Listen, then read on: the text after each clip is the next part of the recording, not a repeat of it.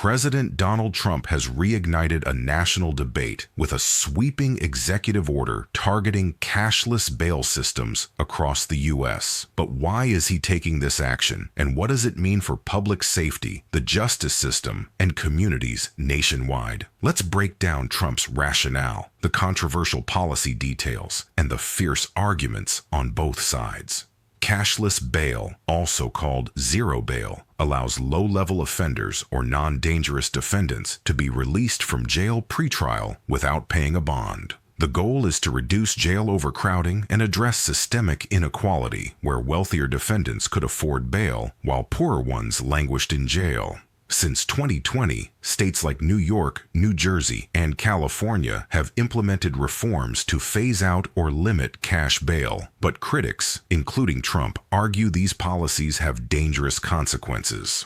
In August 2025, Trump signed an executive order aimed at dismantling cashless bail systems nationwide. The directive has three key components.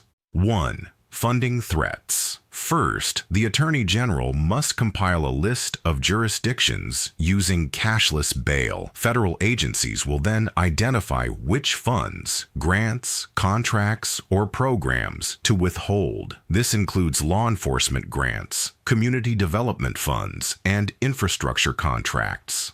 Second, federal prosecutors are instructed to prioritize charging defendants in cashless bail areas with offenses that allow no pretrial release. This could apply to cases like drug trafficking or violent crimes.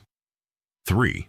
Public safety emphasis. Trump claims this order will stop dangerous criminals from reoffending while awaiting trial, a narrative he's pushed since the rise in post-2020 bail reforms. The administration points to a 2023 California study linking cashless bail to a 20% rise in violent crimes. But critics counter that nationwide data shows no clear correlation. A 2024 Justice Department report found crime trends were inconsistent across states.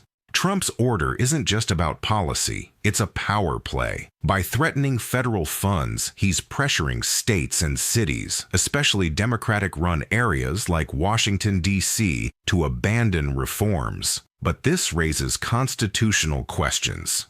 Legal scholars warn this could face challenges under the 10th Amendment, which reserves state and local governance powers. Critics call it an overreach, while supporters argue the federal government has a duty to protect public safety. The order targets two funding streams. 1. Grants. Over $15 billion annually in Justice Department and Homeland Security grants could be suspended. 2. Contracts. Federal infrastructure, healthcare, and defense contracts worth billions might be revoked for non-compliant jurisdictions. Washington, D.C., which eliminated cash bail for most crimes in 2023, could lose over $700 million in federal aid. Mayor Muriel Bowser called the move economic sabotage. Supporters of Trump's order, including law enforcement unions, argue it restores accountability. But opponents, like the ACLU, call it a blunt instrument that harms low-income communities.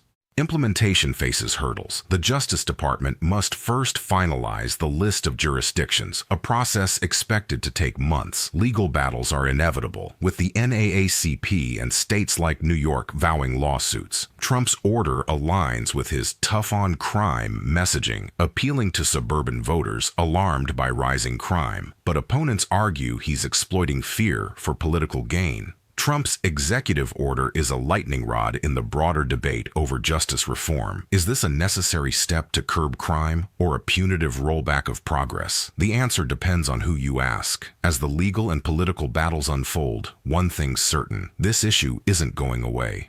What's your take? Should cash bail determine freedom? Comment below. Don't forget to like and subscribe for more deep dives into the policies shaping America.